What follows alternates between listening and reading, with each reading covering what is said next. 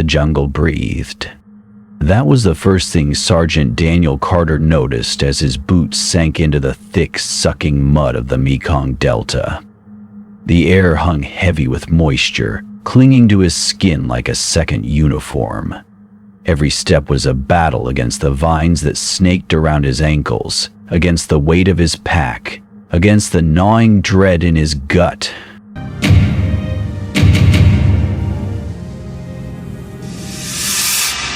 Around him, the men of Echo Company moved in silence, rifles at the ready, eyes darting between the towering kapok trees and the tangled undergrowth. The only sounds were the occasional squelch of mud, the distant cry of a monkey, and the static-laced whispers from the radio on Carter's back. Echo 1, this is base, sit rep over. Carter thumbed the receiver, his voice low. Base, Echo 1. Still no contact. Proceeding to extraction point. Over. Copy that, Echo 1. Be advised. Weather's turning. Keep your heads on a swivel. He didn't need the warning. The jungle had a way of swallowing men whole. Just last week, a patrol from Charlie Company had vanished. No firefight, no distress call. Just gone. The brass called it bad intel, but the grunts knew better. Something was out here. Something that didn't play by the rules. Private Jenkins, the youngest in the squad, wiped sweat from his brow and muttered, "Place gives me the creeps." Carter shot him a look. "Keep it tight, Jenkins." The words were barely out of his mouth when the jungle shifted. A gust of wind rippled through the canopy, sending leaves whispering secrets in a language none of them understood. The radio crackled, spitting out a burst of white noise before going dead. Carter's hand tightened around his M16. Then a sound, not gunfire, not an animal, a laugh, high, thin, and utterly out of place in the green hell around them. Jenkins' face went pale. "You hear that?" Carter didn't answer. The laugh came again, closer this time, twisting into something that wasn't quite human. The trees seemed to lean in, watching. "Move out," Carter ordered, his voice steady despite the ice in his veins. "Double time." The men didn't argue. They moved, boots pounding the earth, hearts hammering in their chests.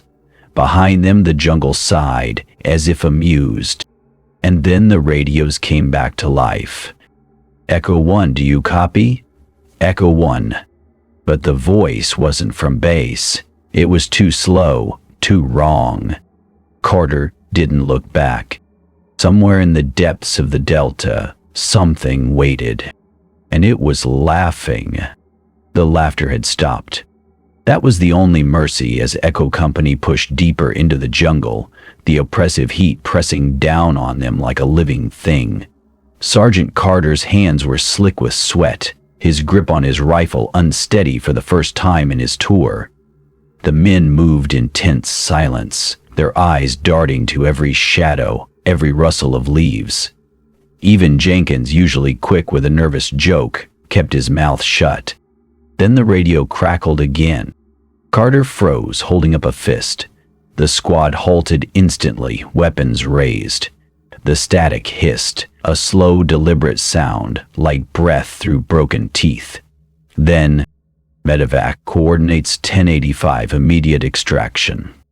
The voice was distorted, stretched thin as if pulled through miles of wire. Carter's stomach twisted. He knew that call sign. "Alpha 6, he muttered. Private Reynolds frowned. "Alpha 6 got wiped out 3 days ago. We passed their LZ, nothing but blood and blown gear." The radio spat another burst of static, then the voice returned, slower now, syllables dragging like a record warped by heat. "Echo 1, help us." Carter's jaw clenched. He thumbed the receiver. "Alpha 6, this is Echo 1. Authenticate, over." Silence. Then a wet, choking sound. Not speech, not human. Jenkins' breath hitched. "Sarge, we need to move, now."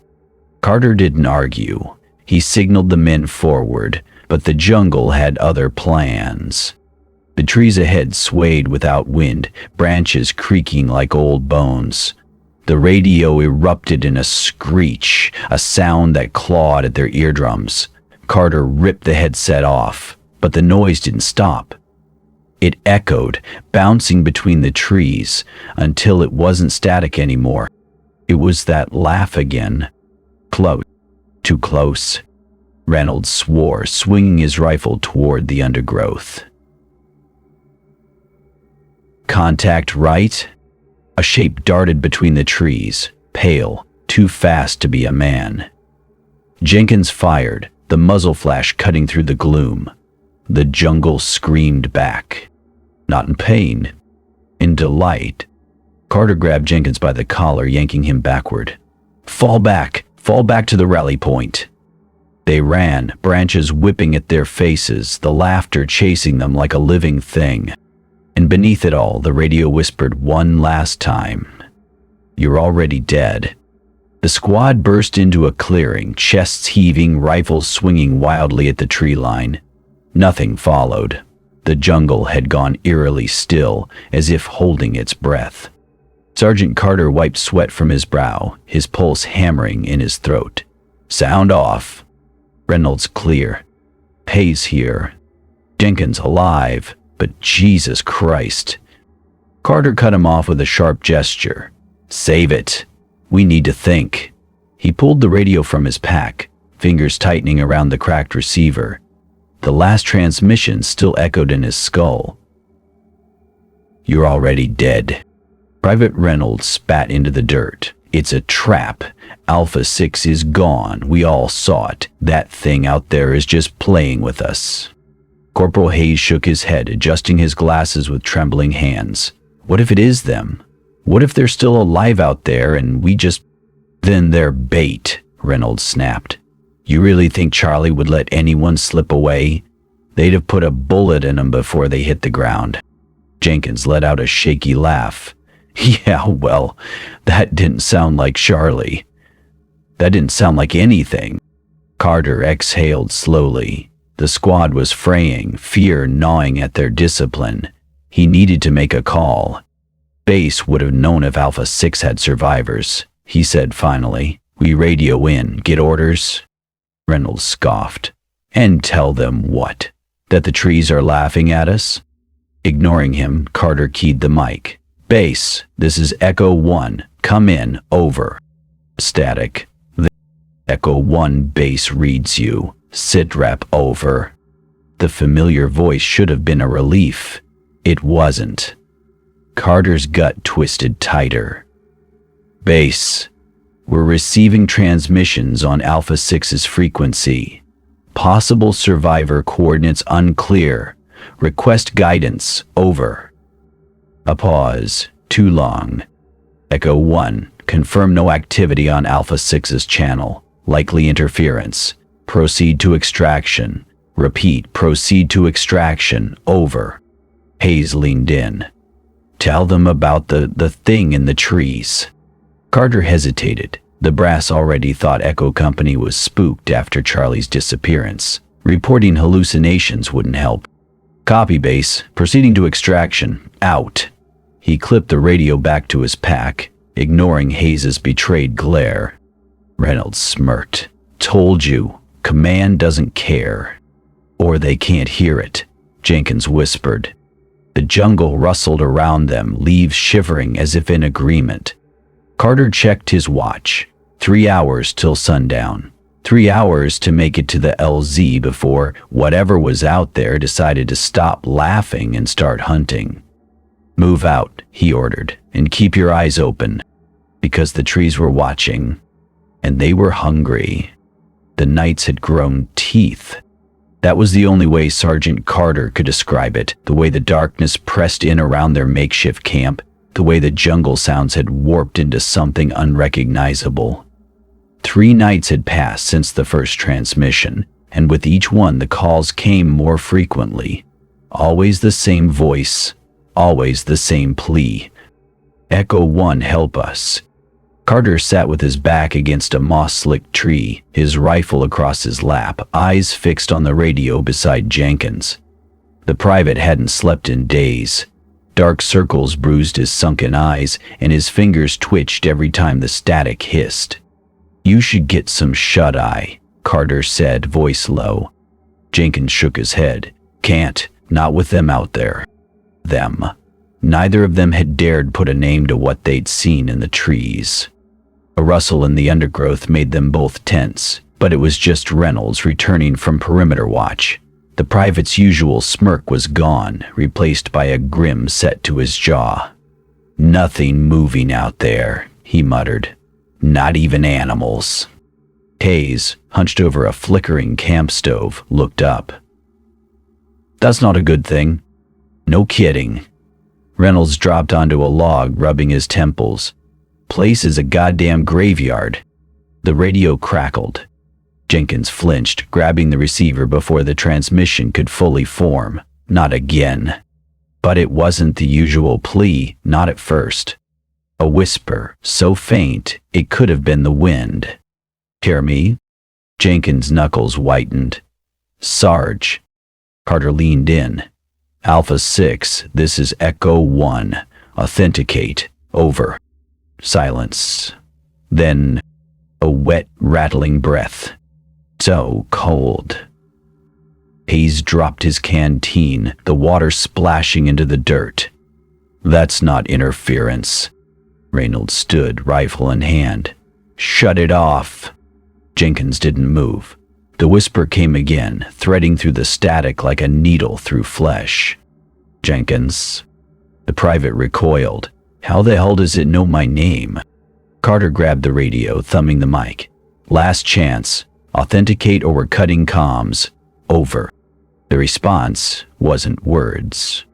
It was a sound, a tearing noise, like meat parting from bone, then laughter high and broken, spiraling into a scream that didn't end. It unfolded, layering over itself, until the air vibrated with it. Jenkins clamped his hands over his ears. "Make it stop." Carter hurled the radio into the dirt, but the sound didn't fade. It seeped from the trees, from the ground, from the sky. And beneath it, the whispers returned. "You're already dead." Reynolds emptied his magazine into the jungle, muzzle flashes cutting through the dark. "Show yourself, you freak." The laughter swelled, delighted. Hayes yanked Jenkins to his feet. "We have to move." Carter didn't argue. They ran, crashing through the undergrowth, the night alive around them. Branches snagged at their uniforms, roots twisted underfoot, but the worst part wasn't the pursuit. It was the voices. Hundreds of them now, whispering from the static of the abandoned radio, from the leaves, from the earth itself. Echo 1. "Jenkins. Help us." They reached a shallow stream, the water black in the moonlight. Carter skidded to a halt, scanning the opposite bank. Nothing moved. Jenkins collapsed to his knees, gasping. "They're in my head." Hayes gripped his shoulder. "It's not real. It's just..." A shape emerged from the trees. Pale, smiling. Reynolds fired. The figure didn't flinch. It stepped forward, limbs moving all wrong, like a puppet strung up by something that didn't understand how bones worked. The radio in Carter's pack erupted. "Echo 1, we see you." The figure tilted its head, and the jungle answered. Shapes detached from the shadows, dozens of them, all wrong, all smiling. Carter's breath froze in his lungs. They weren't being hunted. They'd always been surrounded. Jenkins let out a sob. "Oh God, we're never getting out." The figures took another step. Closer. Always closer. And the static sang. The morning sun did nothing to warm the chill in Sergeant Carter's bones. Echo Company had staggered into Firebase Delta just before dawn, uniforms torn, eyes hollow. The men who'd once joked about ghost stories now flinched at their own shadows. Carter had barely slept. The whispers still coiled in his skull like parasites. He stood outside the command tent now, knuckles white around his report. Inside, Lieutenant Hale was waiting, along with someone else. A visiting officer, judging by the crispness of his uniform, the way his boots gleamed despite the mud. Carter took a steadying breath and stepped inside. Lieutenant Hale barely glanced up from his map. "Sergeant, heard you boys had a rough night." Rough. Didn't begin to cover it. Carter laid the report on the table. "Sir, we need to discuss the incidents in the AO. Hold that thought." Hale gestured to the stranger. "This is Lieutenant Colonel Briggs, Intel liaison from Saigon." Briggs offered a thin smile that didn't reach his eyes. "Sergeant." Carter stiffened. "Sir." Hale finally looked up, rubbing his temples. "Now, what's this about incidents?" Carter hesitated. Briggs's presence changed things. Command already treated Grunt's reports like campfire tales, but an intel officer? That meant scrutiny. He chose his words carefully. "Enemy activity in Sector 7, sir. Unconfirmed visual contacts. Anomalous radio transmissions." Hale frowned. "Anomalous how?" "Voices, sir, claiming to be from Alpha 6. Briggs' pen stilled on his notepad. Alpha 6 was wiped out. "Yes, sir." Carter kept his voice flat. "That's the problem." Hale exhaled through his nose. "Sergeant, you're describing NVA deception tactics. They've been scavenging our comms gear for months." "It wasn't the NVA." The words slipped out before Carter could stop them. Silence. Briggs set down his pen. "Then what precisely was it?" Carter's pulse hammered. He couldn't say the trees were laughing. Not to these men. "Unknown, sir, but it wasn't human." Hale pinched the bridge of his nose. "Christ, not this again." Briggs leaned forward. "You're referring to the Charlie Company disappearances." It wasn't a question. Carter nodded. Briggs studied him for a long moment, then sighed.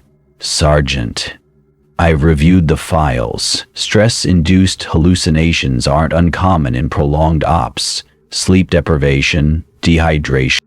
"With respect, sir," Carter cut in, "my men aren't seeing things. We all heard it." Briggs's smile vanished. "Then I suggest you consider the alternative." He tapped the report. "If you're claiming the NVA have developed some new psychological weapon, that's one thing.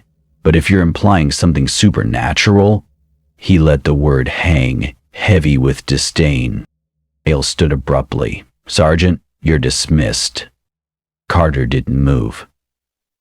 "Sir, if we could just get a recon flight over Sector 7. "Dismissed." Hale's voice cracked like a whip. "And for God's sake, keep this nonsense to yourself. The men are spooked enough." Briggs added quietly, "There are consequences for spreading panic, Sergeant." The threat was clear. Carter clenched his jaw. "Understood, sir." He turned on his heel and strode out, the tent flaps snapping shut behind him like a guillotine. Outside, Jenkins and Reynolds waited, hope dying in their eyes as they took in Carter's expression. Jenkins swallowed hard. "They're not going to help us, are they?" Reynolds spat in the dirt. "Told you, command doesn't give a shit." Carter stared past them toward the tree line. The jungle watched back, patient, waiting. "No," he said softly. "We're on our own." Somewhere in the distance, thunder rumbled. Or maybe it was laughter. The coordinates led them to a clearing drenched in silence. Sergeant Carter held up a fist, signaling the squad to halt. The jungle had thinned here, the canopy broken by a shaft of pale sunlight that illuminated the scene like a stage. Abandoned gear lay scattered across the trampled earth. Canteens, ammo pouches, a bullet-riddled helmet resting upside down in the mud. No bodies. No blood. Just the lingering stench of something sour beneath the damp earth. Jenkins shifted uneasily beside him. This is it? This is where the transmissions were coming from? Carter didn't answer.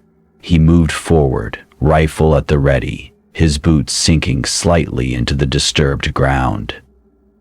The helmet was American issue, the inside liner crusted with dried sweat. He flipped it over. A name was stenciled on the brim in faded ink. PFC R. Alvarez. Hayes sucked in a sharp breath. Alvarez was Alpha 6's medic. Reynold kicked a discarded rucksack, sending a cloud of flies buzzing into the air. So where the hell is he? The question hung in the humid air, unanswered. Carter crouched, examining the dirt. The earth was churned up, as if a struggle had taken place, but there were no footprints leading away, no drag marks. Just nothing. Jenkins nudged a cracked radio with his boot. Think this was theirs? Static hissed from the broken speaker as the device rolled, making them all flinch. Carter picked it up, turning it over in his hands. The battery compartment was empty. Hayes adjusted his glasses, voice tight. That's not possible. Radios don't just... A twig snapped. The squad spun, weapons raised, but the tree line stood still. No wind, no movement. Then, a whisper, so faint it might have been imagination. Jenkins' hand shook on his rifle. Did you... Carter silenced him with a look. He strained his ears, but the jungle had gone eerily quiet again. No birds, no insects. Just that oppressive, watchful silence. Reynolds exhaled through his teeth. We're sitting ducks out here. Whatever happened to Alpha 6, we don't want to stick around for the encore. Carter stood, clipping the dead radio to his belt. He didn't know why. It wasn't like he could transmit anything. Unless it wasn't the radio that had been calling them. The thought slithered through his mind, cold and unwelcome. He pushed it aside. Fan out, check for anything useful, maps, coordinates, anything. 2 minutes, then we move. The men obeyed, though their movements were stiff with tension. Hayes poked through a shredded map case. Reynolds kicked over empty ammo crates, but Jenkins just stood there staring at the trees. Sarge, he said softly, you see that? Carter followed his gaze. At first, nothing. A flicker of white between the branches, pale, too pale to be bark. His finger hovered over his trigger. Eyes on Jenkins. Jenkins nodded, swallowing hard. Yeah, I got eyes on. The shape didn't move. Then breathed. Just watched. Hayes joined them, squinting. What are we? The radio on Carter's belt crackled to life. A voice, raw and broken, spilled from the dead speaker. You shouldn't have come back. Reynolds swore, backpedaling. That's not fucking possible. The tree line shivered. The white shape was gone. Now, move. Darting between the trees now faster than anything human, a flash of grinning teeth in the gloom. Jenkins raised his rifle. Contact. Carter grabbed his arm. Don't. We don't know. The jungle laughed. Not from the radio. From everywhere. Hayes stumbled back, tripping over the abandoned gear. They're here. Carter didn't wait. Fall back, now. They ran, crashing through the undergrowth, the laughter chasing them, the radio still screeching that same distorted warning. You shouldn't have come back. And as Carter glanced over his shoulder, he saw them. Shape. Dozens of them. Emerging from the trees where nothing had been before. Watching. Waiting. Smiling. The squad didn't stop running until the jungle swallowed the clearing whole behind them. But Carter knew one thing for certain. Whatever had taken Alpha 6, it was still hungry. The jungle blurred past them as Echo Company crashed through the undergrowth, their breath ragged, their boots kicking up clumps of damp earth. Behind them, the laughter had faded, but the silence that replaced it was worse. It felt deliberate, hungry. Jenkins stumbled, catching himself against a tree. "Sarge, they're not following." Reynolds spun, rifle sweeping the shadows. "Bullshit! They're hurting us." Carter wiped sweat from his eyes, his pulse hammering in his throat. The radio on his belt had gone dead again, but the echo of that voice still rang in his skull. "You shouldn't have come back." Hayes adjusted his cracked glasses, his hands shaking. "We need to get to the LZ. Now." Carter checked his compass. The extraction point was 2 clicks northeast, but the jungle had a way of twisting distances. "We'll circle wide, avoid the clearing." Jenkins let out a shaky laugh. "Yeah, because that's the only place they are." No one argued. They moved in silence, weapons raised, every rustle of leaves setting their nerves on edge. The air grew thicker, the canopy blotting out the sun until they were wading through a green twilight. Carter's skin prickled. They were being watched, not just by the things in the trees, by the jungle itself. Then footsteps. Soft, deliberate. Just behind them. Carter whirled, his rifle's muzzle cutting through the gloom. Nothing, just the endless tangle of vines and shadows. Jenkins' breath hitched. "You heard that too, right?" Reynolds nodded, jaw clenched, like someone's walking just out of sight. The radio crackled. A whisper seeped through the static. "Don't leave us here." Hayes flinched. "That's new." Carter thumbed the receiver, his voice low. "Who is this? Identify." No answer. Just the sound of breathing, wet, labored, like lungs full of mud. Then, so quiet it might have been the wind. "Jenkins." The private stiffened. "How the hell?" A branch snapped to their left. Reynolds fired, the muzzle flash illuminating the jungle for a split second, just long enough to see the figure standing there. Pale, smiling, gone before the bullet could hit. The radio screeched, the voice twisting into something guttural. "Wrong. Run." They didn't need telling twice. The jungle erupted around them. Shapes flickered between the trees, always just at the edge of vision, their laughter weaving through the static of the radio like a song. Carter's lungs burned, his legs screaming as he pushed them harder, faster. A scream cut through the chaos. Hayes. Carter skidded to a stop, turning just in time to see Hayes yanked backward into the undergrowth, his outstretched fingers clawing at the dirt before vanishing. "Hayes." Jenkins made to lunge after him, but Reynolds grabbed his collar. "He's gone. Move." Carter hesitated, his finger on the trigger, but the foliage had already stilled. No struggle, no sound. Just the radio, whispering, "Too late." Jenkins' face was ashen. "We can't just." "We have to." Carter's voice was steel, "or we die here." They ran, the jungle pressing in around them, the whispers growing louder, more insistent. The LZ couldn't be far now. Couldn't be. Then light. A break in the trees. A sliver of open sky. Carter's heart leapt. "There, go." They burst into the clearing, gasping just as the first drops of rain began to fall. The LZ was empty, no chopper in sight, but Carter didn't care. They could hold here. They could. Jenkins grabbed his arm. "Sarge." He followed Jenkins' gaze. Across the clearing, half hidden in the tree line, stood a line of figures. Motionless. Watching. Their uniforms were torn, their faces slack, but their eyes were wrong. Reynolds cursed. "Alpha 6! The radio crackled one last time, the voice barely recognizable now. "Welcome home." The figure stepped forward, and the jungle screamed. Carter raised his rifle.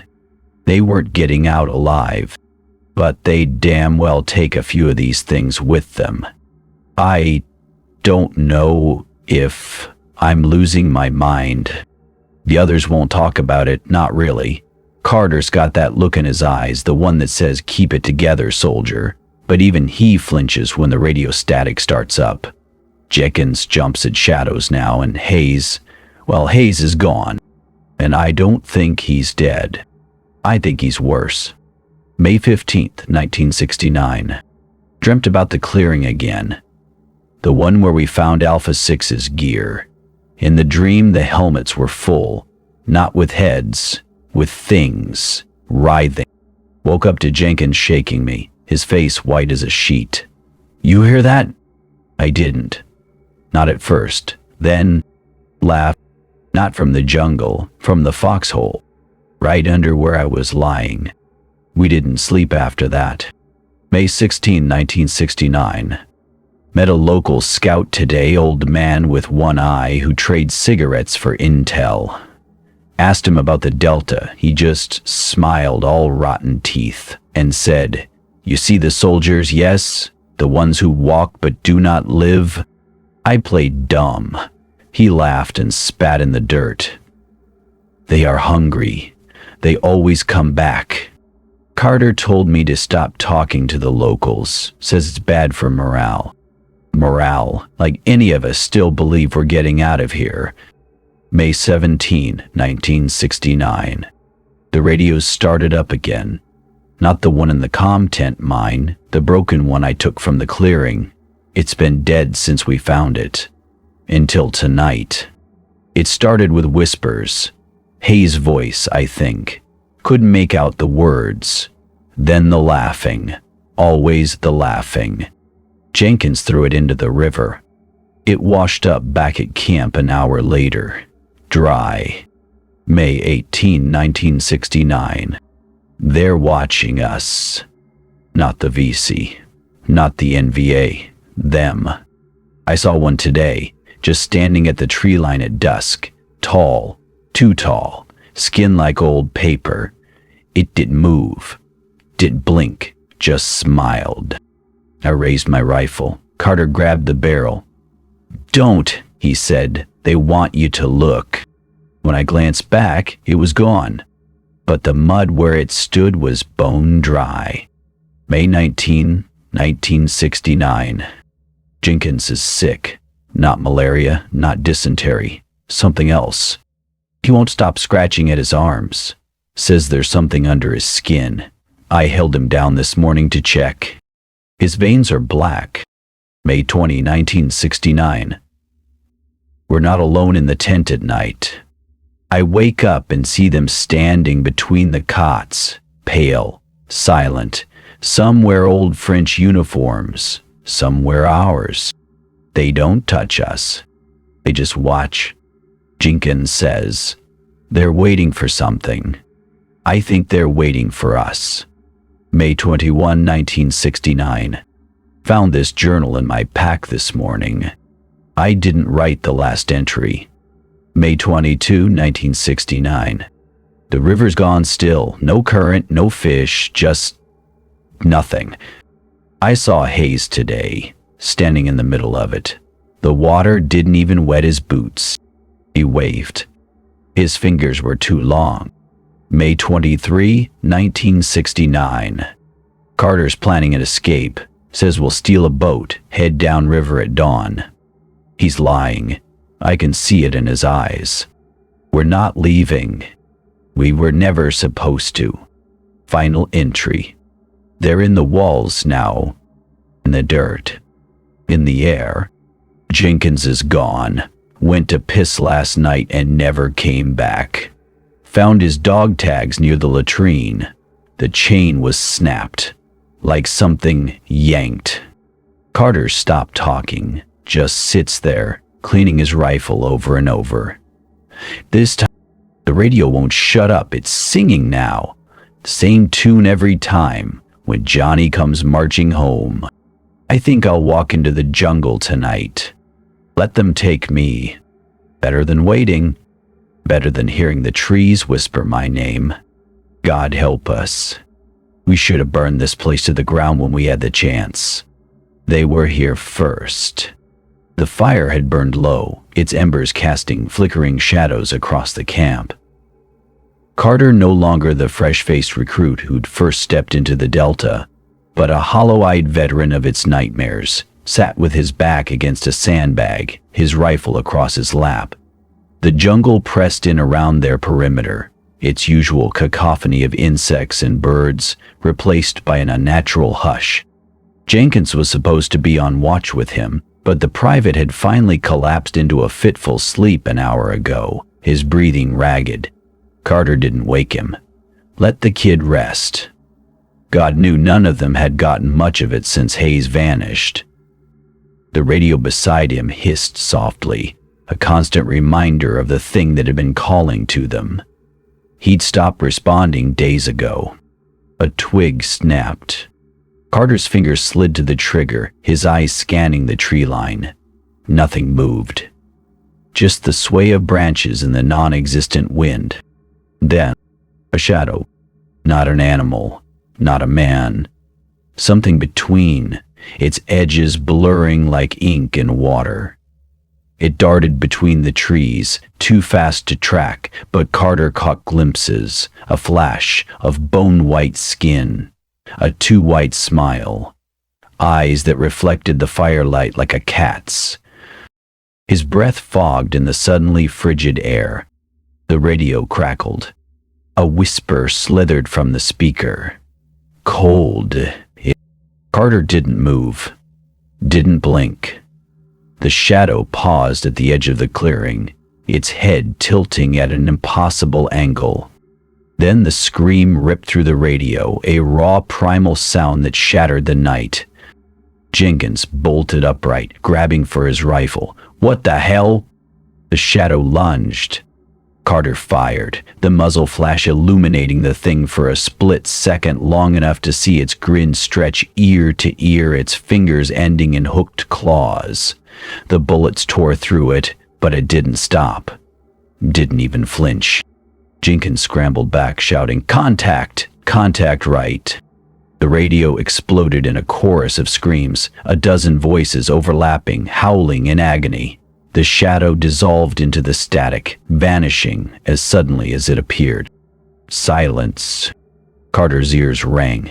His hands shook. The radio lay in pieces at his feet, its wires torn free as if something had ripped its way out. Jenkins panted, his face slick with sweat. What was that? Carter stared at the trees. The jungle stared back. Nothing good, he muttered. And for the first time he wondered if Briggs had been right. Maybe they were all just losing their minds. But the claw marks in the dirt beside the radio said otherwise. The morning sun did nothing to thaw the ice in Carter's veins. He sat on an empty ammo crate outside the command tent, fingers drumming against his thigh. Jenkins' radio, the one that had screamed last night, lay in pieces at his feet. He'd stomped it to splinters at first light, but the whispers still clung to his skin like sweat. The tent flap rustled. Idle Briggs stepped out, his uniform crisp despite the jungle's damp breath. His eyes flicked to the shattered radio, then to Carter's hollow stare. "Sergeant." Briggs's voice was a blade wrapped in silk. A word. Carter stood, spine rigid. Briggs led him away from the tents, toward the perimeter where the jungle loomed like a living wall.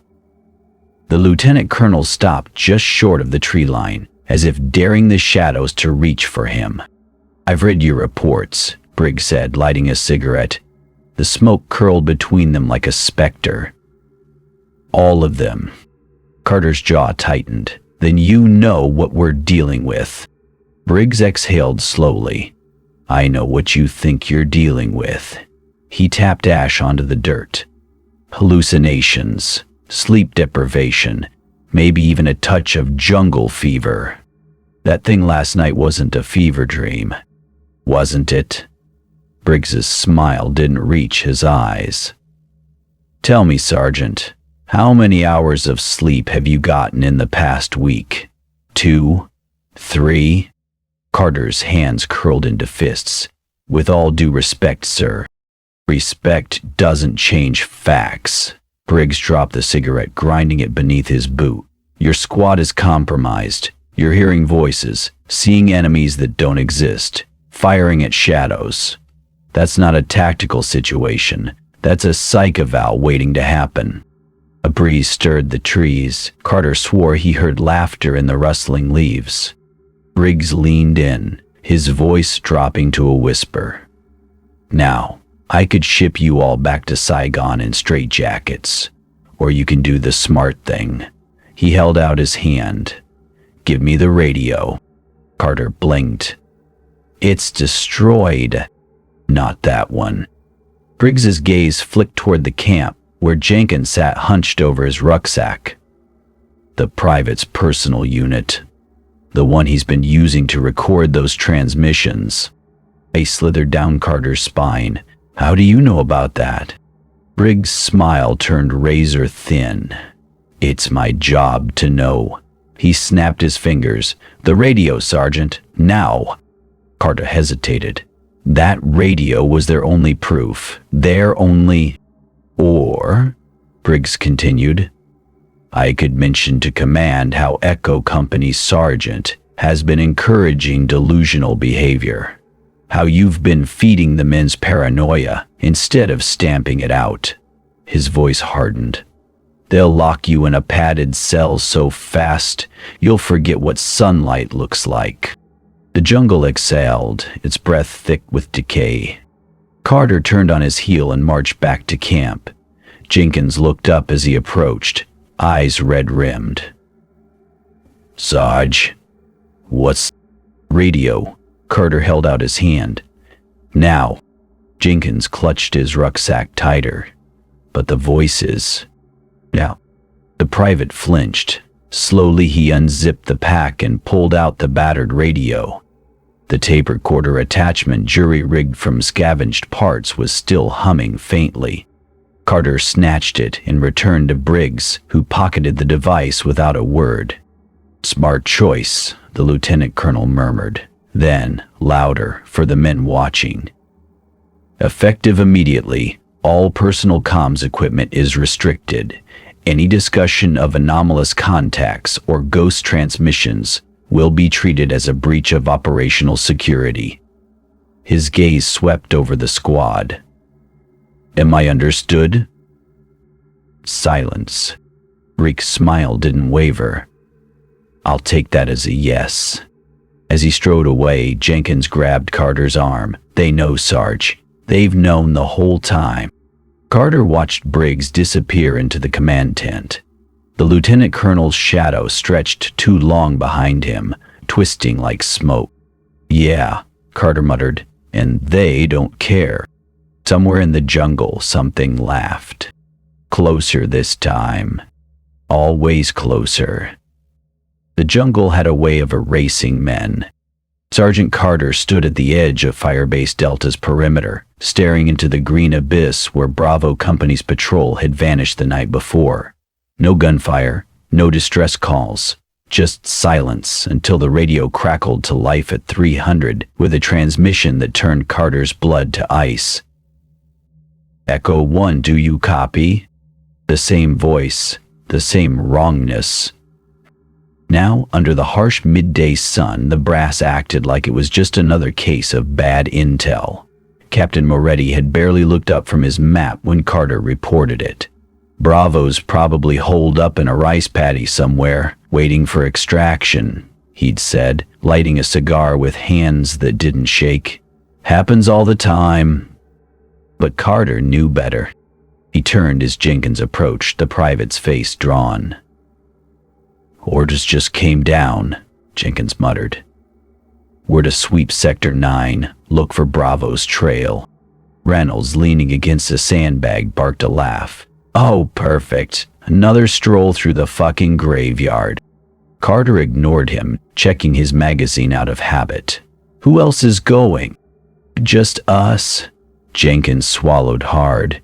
Command says the rest of the battalion's tied up with a VC push north of here. Reynolds rolled his eyes. Bullshit. They're thinning the herd. Carter didn't argue.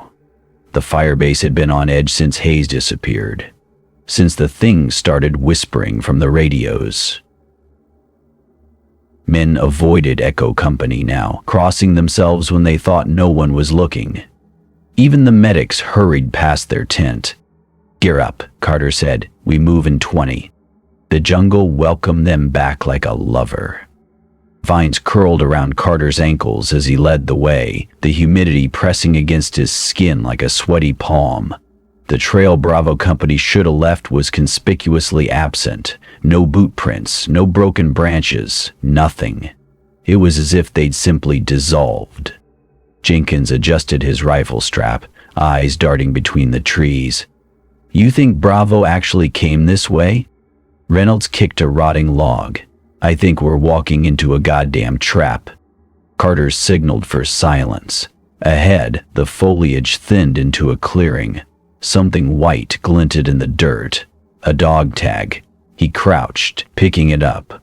PFC D. Mendoza, Bravo Company. The metal was ice cold. Then the radio on his belt hissed. Sergeant. Jenkins recoiled. That's not. Carter ripped the radio free, thumbing the mic. Identify yourself. Static. Then, a wet, choking gasp. They're still here. Reynolds raised his rifle. Where's Bravo, you son of a bitch? The voice gurgled, syllables slurring like a drowning man's. Look down. Carter's gaze dropped to the dirt. At first, nothing. Then, the earth breathed. A subtle rise and fall, as if something vast lay buried just beneath the surface. Jenkins stumbled back as the soil shifted, revealing a pale, grasping hand. Not emerging, receding, being pulled under. The radio shrieked a sound like metal tearing before going dead. Renez emptied half his magazine into the ground, the bullets kicking up clods of dirt. Nothing surfaced. No blood, no bodies. Just that awful, hungry silence. Jenkins grabbed Carter's arm. We need to go. Carter didn't argue. They ran, the jungle closing ranks behind them, the air thick with the scent of turned earth and something older. Rotten. Waiting. Back at the firebase, Captain Moretti would demand a report. Carter already knew what he'd say. No sign of Bravo Company, sir. And the unspoken truth heavy in his chest. Because nothing leaves that clearing alive. The monsoon hit at dusk. Rain slashed through the jungle in sheets, turning the trails to rivers, the earth to soup. Sergeant Carter's squad huddled beneath a tarp stretched between two trees, the fabric sagging under the weight of the downpour. The radios had been silent for hours. No commands from base, no ghostly whispers, just the drumming of rain and the occasional growl of distant thunder. Jenkins shivered, his arms wrapped around his knees. Think the rain'll keep them away? Reynolds snorted, lighting a cigarette beneath the tarp's edge. Nothing keeps them away. Carter said nothing. He kept his eyes on the radio, its speaker silent but somehow waiting. The storm had a way of muffling the jungle's usual sounds, but it couldn't drown out the dread coiling in his gut.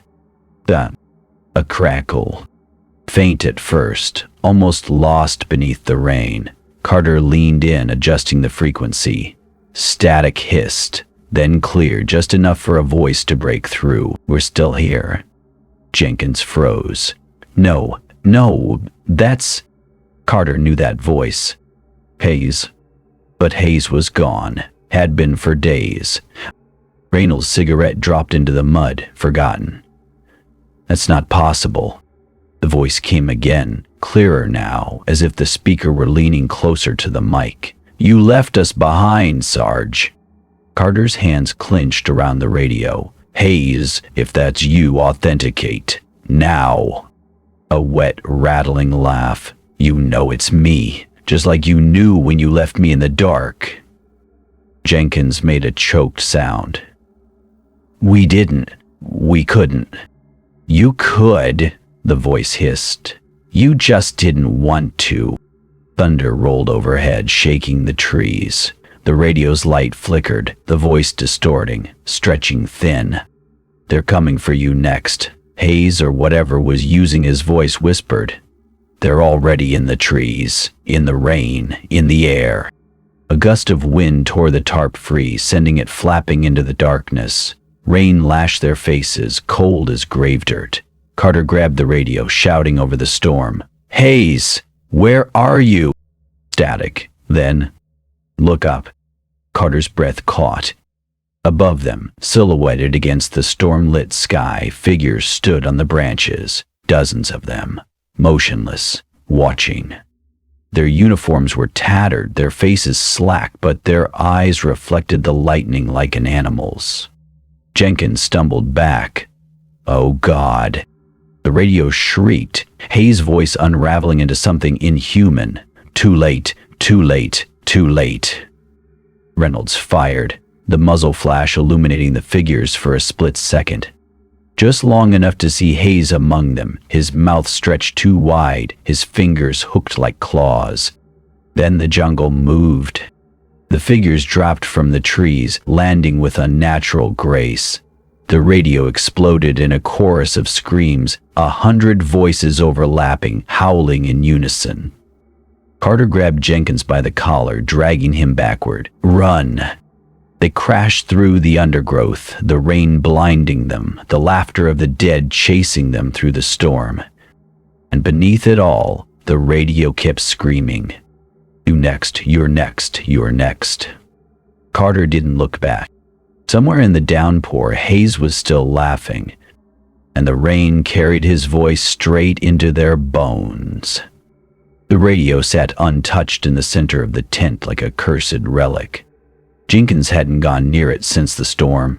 He crouched in the corner now, knees drawn to his chest, his bloodshot eyes darting between the silent device and the tent flap, as if expecting something to slither through at any moment. His fingernails were ragged, chewed raw. Reynolds watched him from across the tent, his journal open on his lap, the pages filled with frantic scribbles. You gotta keep twitching like that, or can we actually talk about last night? Jenkins flinched. There's nothing to talk about. Bullshit! Reynolds snapped the journal shut. Hayes is dead, or worse, and that thing on the radio wasn't him. Jenkins hissed. We all know it wasn't him. Carter stood by the entrance, his back to them, staring out at the rain-slicked camp. The storm had passed, leaving behind a thick mist that coiled around the tents like smoke. Somewhere in that haze, Briggs was debriefing the officers, containing the narrative. Reynolds' voice dropped. Sarge, we can't stay here. You saw what's out there. Hayes, Alpha 6, Bravo, they're all part of it now. Carter didn't turn. Where exactly do you suggest we go, Private? Walk into the jungle and ask nicely for a ride home? Jenkins let out a shaky laugh. Better than waiting for them to peel us apart one by... The radio crackled. All three men froze. No static this time, just a slow, wet breathing. Jenkins scrambled backward, knocking over his canteen. No, no, no, no. Reynolds grabbed his rifle. Turn it off. Carter was already moving. He snatched up the radio, thumb jammed on the power switch, but the device didn't respond. The breathing continued, louder now, punctuated by a soft rhythmic clicking like teeth tapping together. Then, a whisper. You can't hide forever. Jenkins whimpered. Renee lunged, tearing the radio from Carter's grip and hurling it against the tent pole. The plastic casing split, wires spilling like guts, but the voice didn't stop. It grew, layering over itself until the tent vibrated with it. We see you in the dark. We taste your fear. We remember." Carter drew his sidearm and fired. The bullet tore through the radio's shattered remains, silencing it instantly. The sudden quiet was worse. Jenkins pressed his hands to his ears. "They're in the wires, in the metal." Reynolds exhaled sharply. "Sarge, we need answers, and I know who's got them." Carter met his gaze. "Daniels." The firebase's comm sergeant had been acting strange for days, jumping at shadows, refusing to touch the radios, his eyes hollow from lack of sleep. Carter had assumed it was just the strain of Briggs' cover-up. Now he wasn't so sure. They found Daniels in the comms tent, hunched over a dismantled transmitter, his fingers twitching as he stripped wires. He didn't look up as they entered. "Whatever you're selling, I'm not buying," he muttered. Reynolds stepped forward. "We're not here to chat, Sarge. We're here for the truth." Daniel's hands stilled. "Truth's overrated." Carter leaned in, voice low. "You've heard the transmissions. The ones command says don't exist." A muscle in Daniel's jaw jumped. "I don't know what you're talking about." Jenkins let out a hysterical giggle. "Bullshit. You've been terrified of the radio since." Daniel slammed his fist onto the table, sending screws scattering. "Of course I'm terrified." He lowered his voice, glancing at the tent flap. "You think you're the only ones they're talking to? They're in every frequency, every channel." His hand shook as he wiped grease onto his pants. At first, it was just echoes, old transmissions, garbled shit. Then the voices started. Dead guys, guys I knew. Reynolds crossed his arms. "And Briggs?" Daniels barked a laugh. "You think he doesn't know? They all know. They've been burning records, scrubbing logs, anything to keep this quiet." He leaned closer, his breath sour with fear. "But it's too late. The jungle's awake, and it's hungry." A gust of wind rattled the tent, carrying with it a sound that made Carter's blood freeze. Distant laughter. Daniel's face went slack. "Oh God, they're here." Jenkins grabbed Carter's arm. "We have to go." The radio on the table, the one Daniels had been repairing, sputtered to life. A voice oozed from the speaker, thick with malice. "Run!" Daniels didn't hesitate. He bolted for the tent flap, but Carter caught his arm. "Who are they?" Daniel's eyes were wild. "The ones who were here first." Outside, the camp alarm began to wail. Not for mortars. Not for ambush. For something worse. Carter released him, turning to his men. "Gear up, now." Because the jungle was coming.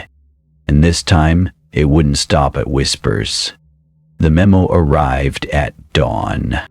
Sergeant Carter stood at attention in the command tent, his boots sinking into the mud-slick floorboards as Lieutenant Colonel Briggs slid a single sheet of paper across the desk. The typewritten words blurred under Carter's gaze. Atmospheric anomalies, radio interference, stress-induced hallucinations, each one a carefully crafted lie. Briggs didn't look up. "Effective immediately, Echo Company is reassigned to Firebase Archer. Your reports from Sector 7 have been archived." Archived. Carter knew what that meant. Shredded, burned, buried where no one would ever find them. Jenkins shifted beside him, his fingers twitching against his thigh. "Sir, with all due respect, we saw." "You saw nothing." Briggs finally lifted his head, his eyes cold as rifle steel. "That's the official story, Private. And if you value your rank, hell, if you value your freedom, you'll stick to it." A fly buzzed against the tent's canvas, the sound too loud in the silence. Outside, the firebase stirred, men packing gear, engines coughing to life, the usual morning chaos. No one spoke of the alarm last night. No one mentioned the shapes that had slithered through the perimeter wire before vanishing like smoke. Carter clenched his jaw. What about Daniels? Briggs' pin stilled. Comm Sergeant Daniels is being transferred to Saigon for psychiatric evaluation. A thin smile. Turns out the jungle can play tricks on even the most disciplined minds. Reynolds snorted. Convenient. Briggs ignored him, sliding another document forward, transfer orders already stamped and signed. You leave at 800. Dismissed. The squad packed in silence. Jenkins rolled his bedroll with trembling hands, his gaze darting to the tree line every few seconds. They're just going to pretend it didn't happen? Reynolds tossed a broken radio into the trash.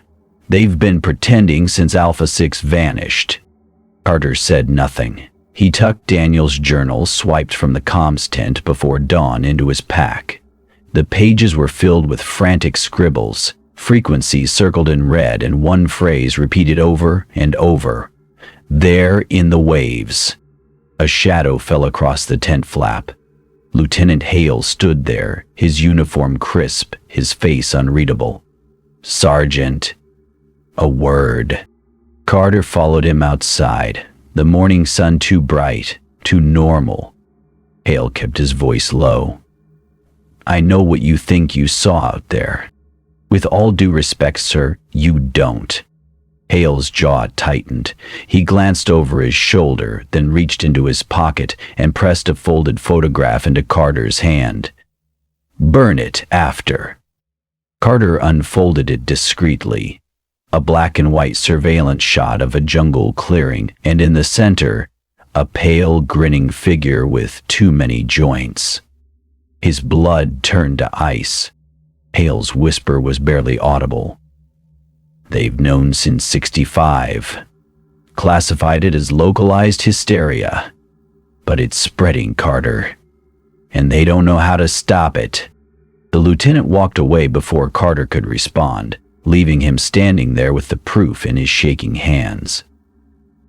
The jungle watched from the distance, patient, waiting, and as the transport trucks rumbled to life, Carter realized the awful truth.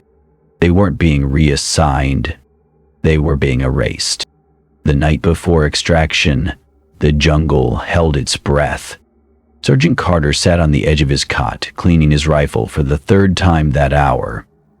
The fire base buzzed around him, men packing gear, engines growling to life, but the air hummed with something darker beneath the routine. Jenkins paced near the tent flap, his dog tags clinking like wind chimes in a storm. Reynolds leaned against the wall, flipping through his journal with bloodless fingers. Then the radio erupted. Not static, not whispers, a cacophony of voices pleading, screaming, laughing, all overlapping in a tidal wave of sound. Carter lunged for the receiver, but the voices didn't respond to adjustments. They swelled, filling the tent until the canvas walls trembled. Echo 1. Don't leave us here. The trees, the trees, the trees. Jenkins clamped his hands over his ears. Make it stop! Reynolds slammed the journal shut. It's them, all of them. Alpha 6, Bravo, Hayes, everyone. Carter grabbed the radio, his knuckles white. Identify who is transmitting. The voices stuttered into silence. Then, clear as gunfire. Coordinates 1085. Immediate extraction required. The blood drained from Carter's face. Those were their coordinates. Firebase deltas. Reynolds' voice was a razor's edge. They're not calling for help. They're calling us. Jenkins backed toward the tent flap. They're here. Outside, the camp alarm wailed, not the staccato burst of a mortar warning, but a long, unbroken scream. Men shouted, boots pounded the mud, and beneath it all, the radio whispered one last time. Too late. Carter burst from the tent, rifle raised. The firebase was chaos, soldiers scrambling, officers barking orders, but his eyes locked onto the tree line. Shapes emerged from the darkness. Pale, smiling. Some wore tattered uniforms. Some wore nothing at all. Their limbs bent wrong, their movements fluid as smoke. They didn't run, didn't rush. They drifted forward, the jungle sighing at their backs. A private near the perimeter turned, raised his rifle, and froze as the nearest figure tilted its head, its grin splitting wider than any human mouth could. The private screamed. The radio in Carter's hand shrieked in unison. Then the lights went out, and the jungle moved in. Darkness swallowed the fire base whole. Carter's pulse roared in his ears as the emergency generators sputtered and died. The only light came from the muzzle flashes as panicked soldiers fired blindly into the night. Shapes darted between the tents, too fast, too wrong, their laughter threading through the screams. Jenkins grabbed Carter's arm, his fingers digging in like claws. "Sarge, we gotta move!" Reynolds was already backing toward the motor pool, his rifle sweeping the chaos. "Truck, now!" Carter didn't argue. They ran, boots slipping in the churned mud, the air thick with a stench of cordite and something older, wet earth, rotting leaves, the copper tang of fresh blood. A figure loomed ahead, its silhouette stretching too tall, its head cocked at an unnatural angle. Reynolds fired. The thing didn't fall, it rippled like a reflection in disturbed water, then lunged. Jenkins screamed. Carter yanked him sideways as the figure blurred past, its fingers grazing Jenkins' shoulder with a sound like tearing paper. The private's uniform sleeve darkened instantly, the fabric disintegrating where the thing had touched him. "What the fuck?" Jenkins stammered. "Run." They reached the truck, an old deuce and a half with its engine still idling, the driver's door hanging open, no sign of the soldier who'd left it. Carter shoved Jenkins into the cab, Reynolds leaping onto the running board as Carter slammed the gear shift into reverse. The tires spun, spewing mud as the truck lurched backward. Shapes swarmed the perimeter fence, the barbed wire parting like cobwebs around them. One scrambled onto the hood, its face pressed to the windshield mouth, a black maw, eyes glassy and depthless. Reynolds fired through the glass. The thing's head snapped back, but its grin never wavered. Then the radio on the dashboard crackled to life. "You can't leave." Hayes's voice. Jenkins sobbed, clawing at the door handle. "It's not him. It's not him." Carter wrenched the wheels, sending the truck into a skid that flung the figure from the hood. The engine howled as he slammed it into drive and punched the gas. The fire base shrank in the rearview mirror, the screams fading beneath the jungle's hungry sigh. Reynolds clung to the side mirror, scanning the road behind them. "They're not following." Carter's knuckles ached around the steering wheel. "They don't need to." The radio hissed, the voice fraying into static. "We're already with you." Jenkins whimpered, clutching his rotting sleeve. His veins stood out black beneath his skin, creeping toward his elbow like ink in water. Renault met Carter's gaze in the mirror. No words needed. The jungle had marked him.